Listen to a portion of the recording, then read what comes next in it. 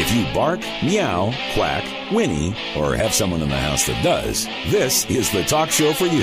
It's the Mid-Michigan Pet Expert Talk Show on 1320 WILS. We're back here on the Mid-Michigan Pet Expert Talk Show. And, Rick, in this segment, we're going to talk with a returning guest. We've got Rich Johnson, who is here from Invisible Fence brand in Hazlet. Rich, you've brought with you into the studio some fascinating equipment for working with fire departments, which really doesn't have a lot to do with Invisible Fence, but it says a lot about the social and cultural values of the Invisible Fence brand. What can you tell us about it? And welcome to the show. Well, thanks, Lee. It's good to be here again. Basically, we just looked at it as an extension of what we do. We were looking for a way to give back to the community and a way to help keep dogs safe. And I don't know who came up with it, but somebody came up with the idea of donating oxygen masks to any fire station that's interested in them. What we found in doing a little research is it's a broad range, but between 40,000 and 150,000 pets die annually in fires, mostly due to smoke inhalation. And just to show you how it hit home, my office manager lost 2 dogs in the DeWitt kennel fire about 10 years ago, and they both died of smoke inhalation. So what we're doing is we're donating oxygen masks to any fire station or fire department that's interested, and it's a kit of 3 masks, and there's 3 different sizes, so you can do from the small felines to the large canines. And what we do is we go into the fire station, and we usually bring a dog and demo how it works. And recently we've partnered with the Michigan Veterinary Medical Association. So a veterinarian from that association will accompany us, and we'll do a clinic, if you will, for the staff on how to use the mask properly and also other first aid for pets. So I'm holding one of these devices in my hand, and it doesn't sink in until you realize, with that long beak in front of them, all of the traditional stuff that you would use for humans has no value. You were even mentioning that prior to this, the most sophisticated form of saving your pet was? Well, I've had stories from firefighters. They tell me that they'll rescue a dog or cat, and obviously they're not breathing, and they need to get oxygen into them, and the human masks do not fit. Yeah. And I know of one department that does have these already, but most, to my knowledge anyhow, most stations don't have these specific dog and cat applications type mask.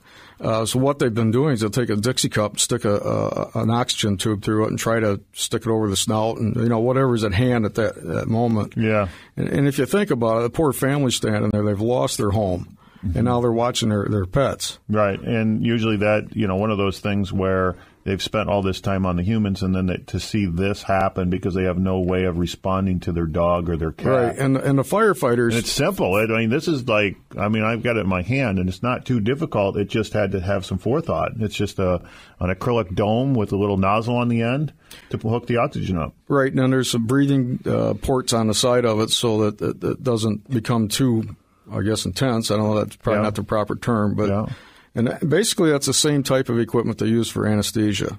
Sure. So it works in the same way in applying oxygen to a dog or cat. My nephew is my brother-in-law is in St. John's, and he is with the fire department. And I'm sure, as any life-loving individual that goes out and puts their blood and life at stake, they would embrace this in a second. I know he's a pet lover, and I would think that this would be like an immediate. So I'm sure you're getting a huge response at that point, yes? Well, it's growing. As a matter of fact, just a week ago, we did a donation through Chicago area that they gave the Chicago fire stations 235 masks, which was on WGN, which, of course, gives it a little bit more legs. But basically, we've just been promoting this up till now is through word of mouth. So this is a great opportunity, and I really appreciate the ability to get the word out there. So anybody that's interested, all they have to do is contact my office, 800-824-3647, and we'd be happy to set up a donation with them. Invisible Fence brand. What a great effort on their part. This is fantastic. This will save some dogs' lives. You said there's already been at least 17 documented dogs saved. Actually, I think the number was 19, Rick. 19. And that's just in the mid-Michigan, or I'm sorry, not mid-Michigan, that's in the Midwest area.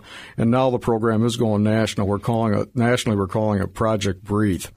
Project Breathe. Yeah, and Rich, the best thing about this is when all of these departments are struggling under budget pressures and don't have the money to spend on something like this, the fact that you would donate this, I just think that speaks volumes about the corporate culture of Invisible Fence brand.